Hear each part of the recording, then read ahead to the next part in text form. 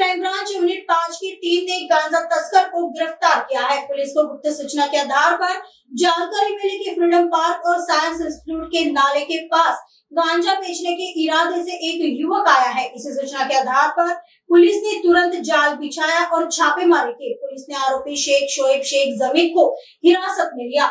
तलाशी लेने पर उसके पास एक भूरे रंग के ट्रॉली बैग में 2 किलो 40 ग्राम गांजा मिला, जिसकी कुल कीमत 51,000 रुपए बताई जा रही है। इस मामले में पुलिस ने कुल मिलाकर 53,000 का माल बरामद कर लिया है। पुलिस ने आरोपी के खिलाफ एनडीपीएस एक्ट के तहत सीतामढ़ी थाने में मामला दर्ज किया है। बता दें कि आरोपी के खिलाफ पहले से ही चोरी और मारपीट जैसे कई आपराधिक मामले दर्ज है। आगे की जांच पुलिस कर रही है।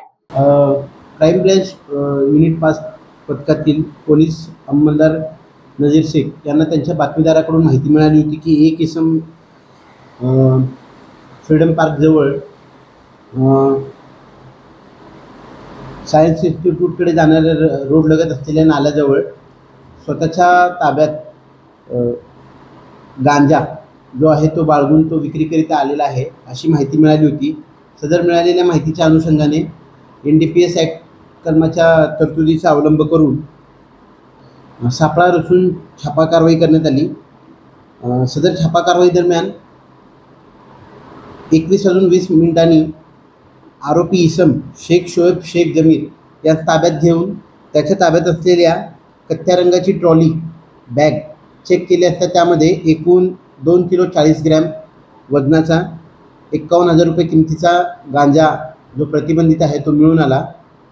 त्यावरून सदर प्रकरणी पोलीस हवालदार नजीर शेख यांच्या फिर्यादीवरून सीताबर्डी पोलीस स्टेशन येथे एनडीपीएस ॲक्ट प्रमाणे गुन्हा दाखल करण्यात आलेला आहे। सदर छापा कारवाईमध्ये एकूण 53,000चा मुद्देमाल मिळालेला आहे। यातील जो आरोपी आहे शोएब शेख जमीर हा मूळचा राहणारा अकोला भगतवाडी येथील आहे व त्याच्यावर यापूर्वीचे चोरी तसेच मारामारीचे गुन्हे दाखल आहेत।